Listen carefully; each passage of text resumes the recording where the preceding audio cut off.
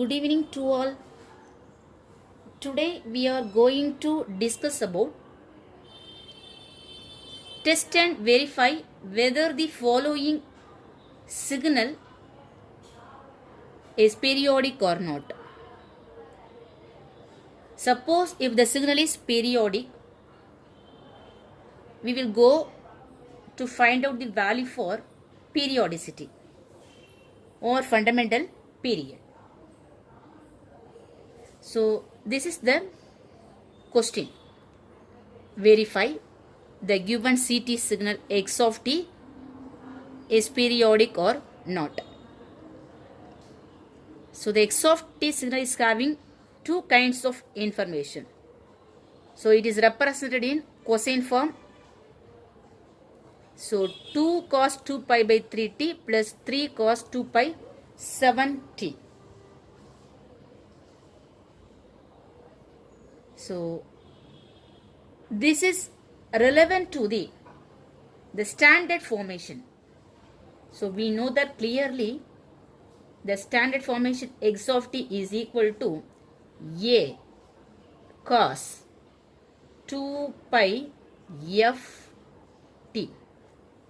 Okay, so this is the standard definition for representing the continuous time signal. Okay, so x of t is equal to a cos 2 pi f t, or otherwise we know that x of t is equal to a sin 2 pi f t. Okay, in two waves we can representing the signal in terms of cos or sin. So the question is having cos terms, so we can give a standard formation relevant to the question. So a cos 2 pi f t.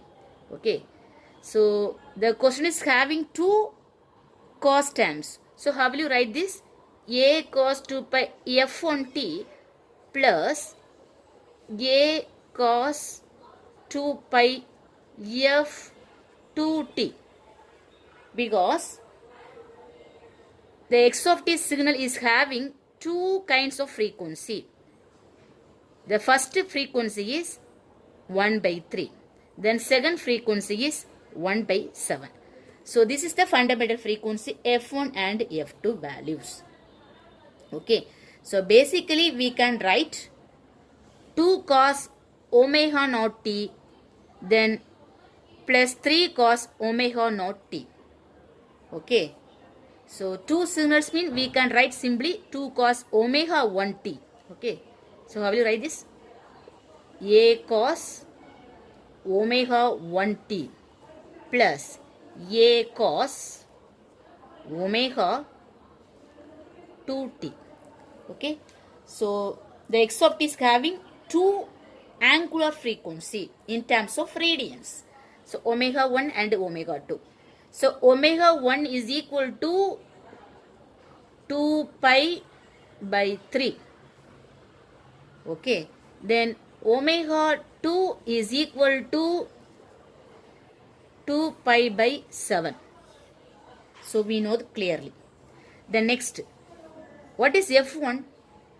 The fundamental frequency in hertz range. Okay, so omega 1 is replaced by 2 pi f1. Here omega 2 is replaced by 2 pi f2. So what is f1 value? So except 2 pi we can write. So what is the remaining term? 1 by 3. So f1 is equal to 1 by 3. Then f2 is equal to 1 by 7. Right? Then we can easily find out the two fundamental periods from these two fundamental frequency ranges. So what is T1? Is equal to 1 by f1. So this is the formula for calculating first fundamental frequency. So is equal to the reverse of this fundamental frequency, right? So 1 by f1. So f1 is equal to 1 by 3. So what is T1? 3. The next, here T2 is equal to 1 by f2. So what is the value? 7. So be the result. Next, the procedure is calculating the ratio value for the two fundamental periods. So T1 divided by T2. The first fundamental period to the second fundamental period. So what is the value? T1 value is equal to 3. Then T2 value is equal to 7. So 3 by 7 is the answer for the overall fundamental period T. Okay. So T is equal to T1 by T2. So that is equal to 3 by 7. So this ratio value is the rational number. Okay. So it's a rational number. So the given signal is periodic signal.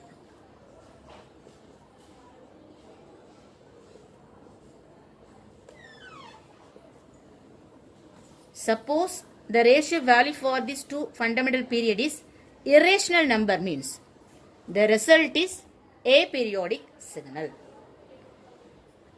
If the signal is periodic, then we will go for calculating this periodicity value for the signal x of t. So the periodicity value for the CT signal is the LCM of the two fundamental periods T1 and T2. Okay. So T1 value is 3, T2 value is 7. So the LCM value of 3 and 7 is equal to. So how will you calculate it? The product of these two values, because 3 and 7 is the prime numbers. So how will you calculate the least common multiple value for these two prime numbers? Just multiply both the values. So 3 into 7 is equal to 21. Okay. So the 21 value is the result of periodicity for the signal x of t.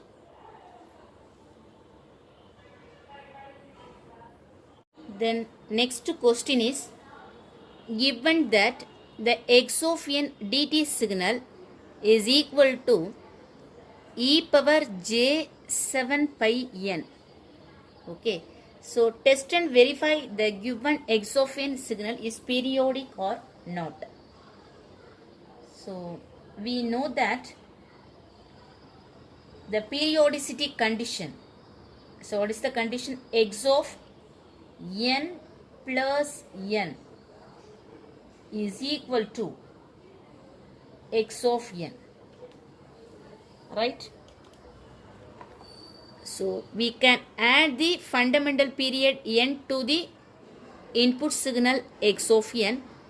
We will get the same result. So this is the periodicity rule.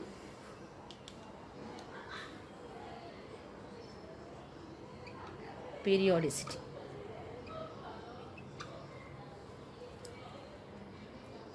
Next,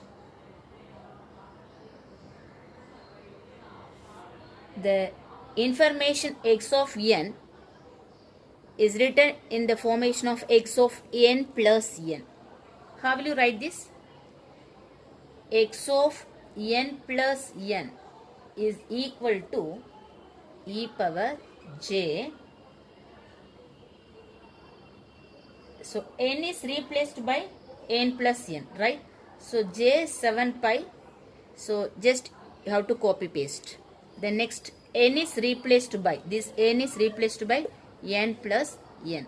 So small n plus caps n. Okay. Then you have to split up this exponential form. So e power j 7 pi n. So this is the first term. Then is multiplied with another one exponential form, e power j 7 pi caps n.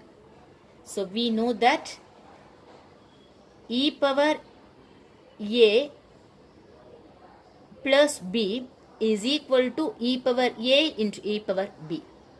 So this is the basic formula behind this. E power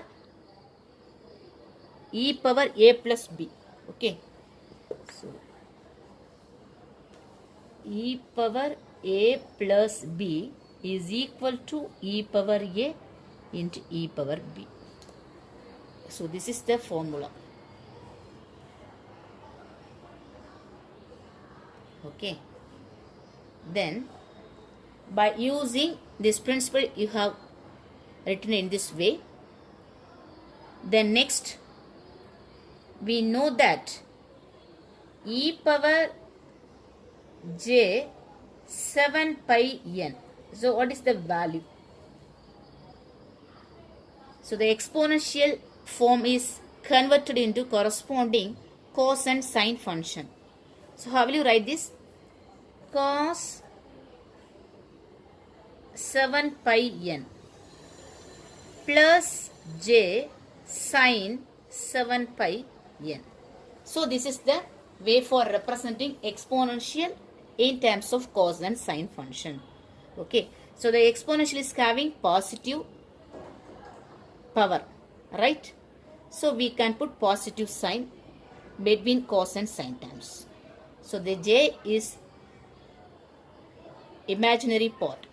Okay. So the imaginary part is added with the sine function. So cos n 7 pi n is the real part. Sine 7 pi n is the imaginary term. Okay. So this is the basic rule. Next. So what is the result of this exponential function? E power j 7 pi n. So we know that clearly cos 7 pi n. Cos 7 pi n value is equal to 1. Okay. Then plus j sin 7 pi n. The value is equal to 0. If you substitute the values for n, either even number or odd number, the cos 7 pi n value is equal to 1. Okay. Suppose we have added this n value is equal to 0. So what is the result? Cos 0 value 1. So the same n value is equal to 0. What is the result of sin 7 pi n? Sin 0 is equal to 0. So cos 7 pi n value is equal to 1. Sin 7 pi n value is equal to 0. So if you choose any value for n, either even number or odd numbers, the sign term is neglected. So the result is equal to 1. Okay. So we can write this equation x of n plus n is equal to e power j 7 pi n value is equal to 1, right? So 1 into e power j 7 pi caps n. So the caps n is the fundamental period for discrete time signal. Okay. Then we know that clearly the periodicity value is calculated for only the exponential term e power j 7 pi n. Okay. The 7 pi n value should be integral multiple of 2 pi. So how will you write? Let us take 7 pi n caps n. 7 pi n, this term is equal to the 2 pi values for the m integer. Okay. So we know that the power of exponential 7 pi n is equal to the multiple of 2 pi values. So the multiple of 2 pi. So the m is the integer value which can multiply with the 2 pi radians. Okay. So from this equation we can easily calculate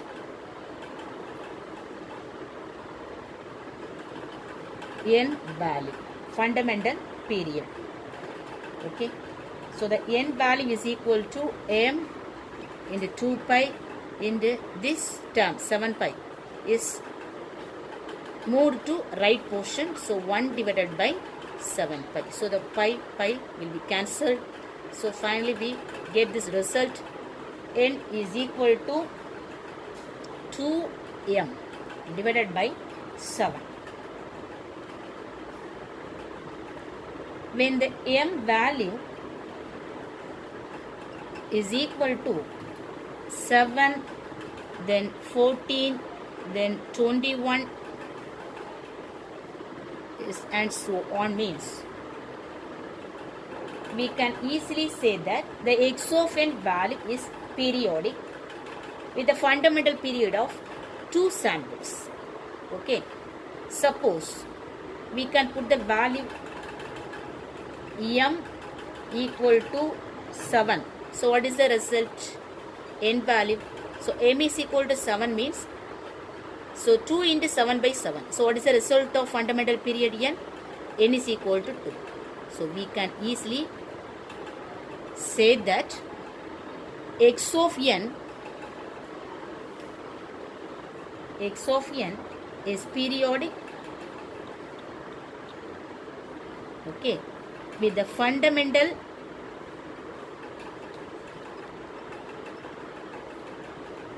period of 2 samples. Fundamental period of 2 samples. Okay. So m is also integer term, is equal to the multiples of 7 values. So 7, 14, 21. Suppose if you can choose any values for integer m. So first you have to take the first term 7. Okay.